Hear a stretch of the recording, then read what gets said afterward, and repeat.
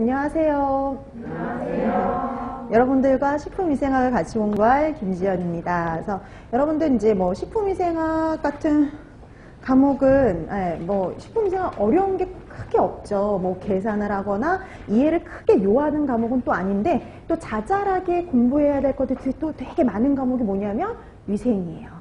자, 그래서 여러분들이 뭐 이제 이론을 이제 3, 4, 5, 6 4개월 동안 탄탄히 다져두셨죠. 이제 그걸 토대로 해가지고 이제 문제를 하나씩 집을 짓듯이 문제를 하나씩 풀어가시면 되는데요. 그 다음에 이제 뭐 그 이론을 완벽하게 못 해놨더라도 문제를 풀면서 다시 한번 복습을 하는 거죠. 그래서 여러분들 이론을 들을 적에는요, 복습을 그렇게 강조를 했어요. 복습을 꼭 하세요. 복습을 해서 본인 것으로 반드시 만드세요. 이렇게 그런 말을 많이 했는데요.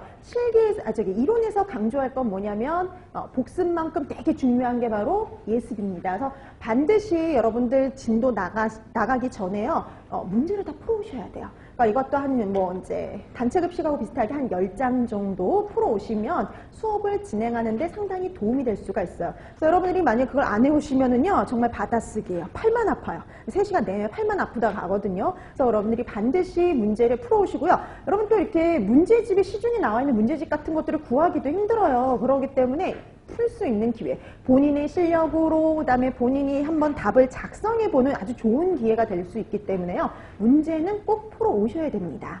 자, 그럼 문제는 그래서 예습은 반드시 해오시는 것은 기본. 그 예습을 하면서 근데 예습하기 전에 문제를 풀기 전에 너무 오래됐잖아요.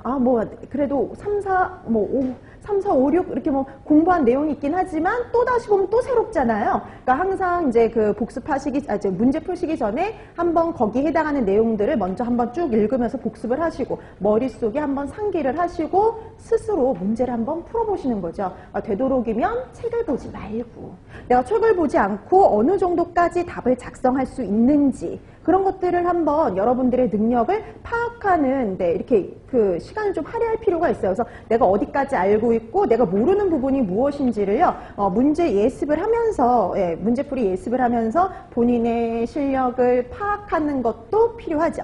그러니까 여러분들이 본인의 실력을 파악을 해서 이제 적나라하게 드러나겠죠. 간단하게 쓰는 건 되는데 좀 길게 쓰는 건 안 된다. 이런 것들이 좀 부족하다. 그런 것들 파악하고 부족한 것들을 파악을 해서 채워 넣으면 되거든요. 아직까지는 완벽하지 않지만 이 문제풀이를 통해서 완벽하게 여러분들이 완성을 해주실 필요가 있어요. 그래서 여러분들이 요 여름 기간 동안 여러분들이 얼마나 하느냐에 따라서 또 여러분들의 실력이 확 이렇게 또 늘어날 수 있는 좋은 기회니까요. 수업을 꼭 잘 활용해 주시면 좋겠고요. 그 다음에 오늘 또 프린트물 아마 다 받으셨을 거예요. 워밍업 프린트.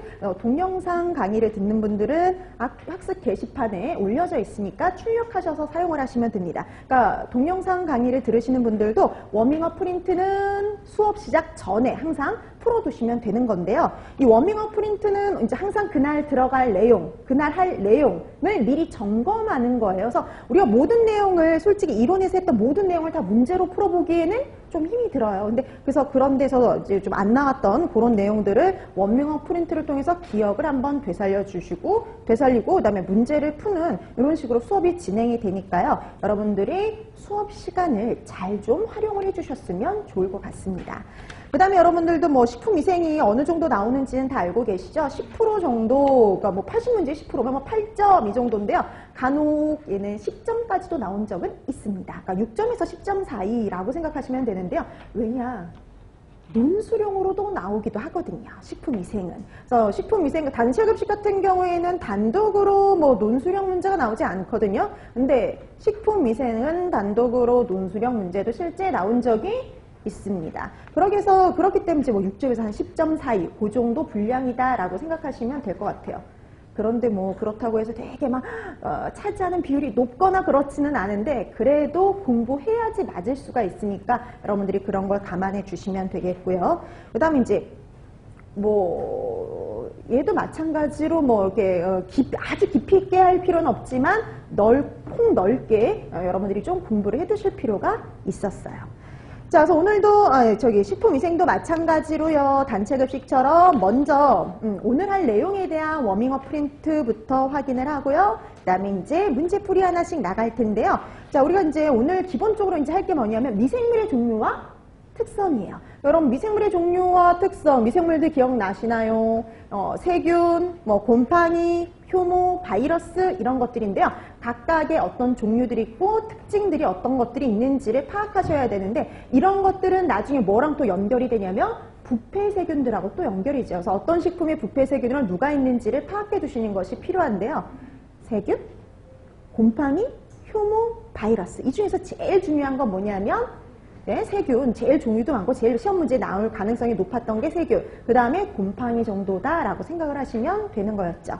자, 그 다음에 이제 우리가 식품이 위생적인지 아닌지를 판가름하기 위해서 사용하는 것이 위생지표균인데요. 그럼 위생지표균에 대해서도 살펴봐 두셔야 되고요. 그 다음에 이런 미생물에 의해서 발생할 수 있는 부패, 초기 부패 판정법, 이런